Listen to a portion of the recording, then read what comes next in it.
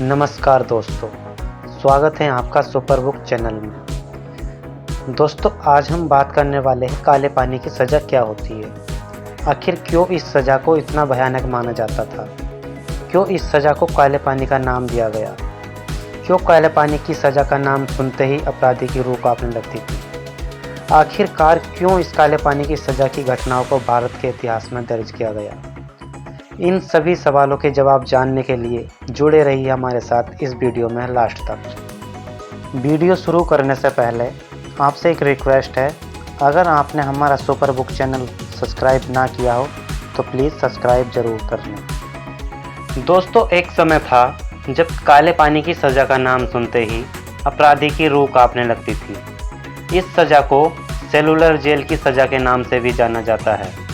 दोस्तों, यह जेल अंडमान निकोबार द्वीप की राजधानी पोर्ट ब्लेयर में स्थित है। इस जेल के चारों तरफ कई किलोमीटर तक गहरा समुद्र है, इसलिए इस जेल से कोई भाग नहीं सकता था।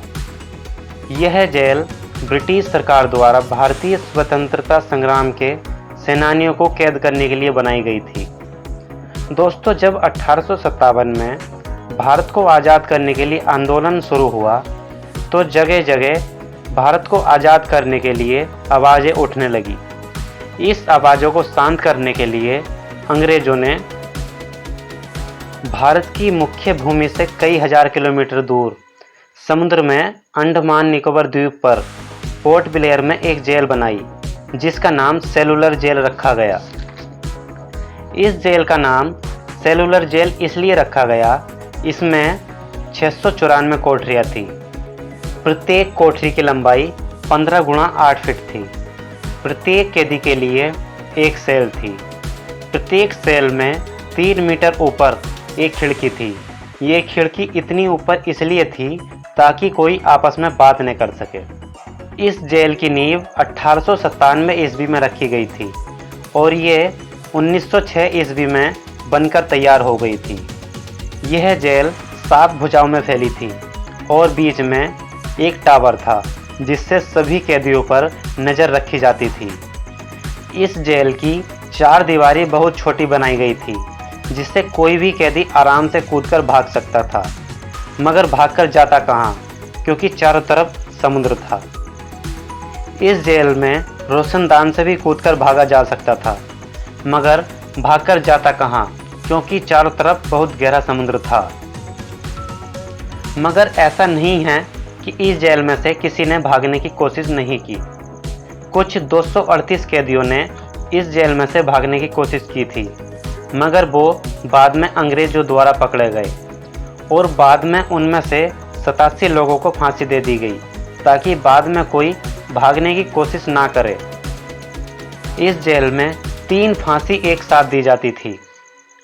यह जेल एक नरक थी, जिसमें कैदियों को जंजीर से बांधकर रखा जाता था और जानवरों के जैसा खाना दिया जाता था। कई कैदियों की खाना खाने से मौत हो जाती थी। इस जेल में कैदी के लिए सबसे कठिन काम था नारियल का तेल निकालना। एक कैदी को 30 पाउंड तेल रोज निकालना था। अगर तेल कम निकलता तो उन्हें चाबुक से मार पड़ती थी। इस जेल में कैदियों को दूसरे और भी काम करने पड़ते थे, जैसे गोले के छिलके से फाइबर अलग करना, गार्डन का काम करना। मगर 1942 ईस्वी में जापान ने अंडमान निकोबार द्वीप पर हमला कर दिया और सेलुलर जेल अपने कब्जे में ले ली और बाद में अंग्रेज़ों को उसी जेल में डाल दिया और वही बर्ताव किया जो बर्ताव वो भारतीयों के साथ करते थे।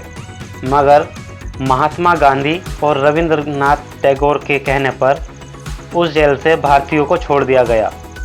दोस्तों, 1947 के बाद जब भारत आज़ाद हो गया तो इस जेल की 2 शाखा को तोड़ दिया गया और 1969 ईस्वी में इसे भारतीय सरकार ने राष्ट्रीय स्मारक घोषित कर दिया। इस जेल में स्वतंत्रता सेनानी और वीर शहीदों के नाम भी लिखे हुए हैं। इस जेल में एक संग्रहालय भी बनाया गया है, जिसमें वो अस्त्र रखे हैं जिनसे ब्रिटिश सरकार भारत के स्वतंत्रता सेनानियों पर अत्याचार करती थी। दोस्तों, 1963 ईस्वी में इस जेल में गोविंद बल्लभ पंत के नाम से अस्पताल खोला गया। यह अस्पताल 500 बिस्तर वाला अस्पताल है तथा यहाँ 40 डॉक्टर की टीम मौजूद है। दोस्तों, नमन है ऐसे स्वतंत्रता सेनानियों को जिन्होंने इतने दर्द सहे और अपना बलिदान दिया। तो दोस्तों, कैसी लगी ये वीडियो कमेंट में ज़रूर बताएं और अगर आपने हमारा चैनल सुपर बुक सब्सक्राइब ना किया हो तो सब्सक्राइब ज़रूर कर लें। मिलते हैं अगली वीडियो में, तब तक के लिए जय हिंद, जय भारत।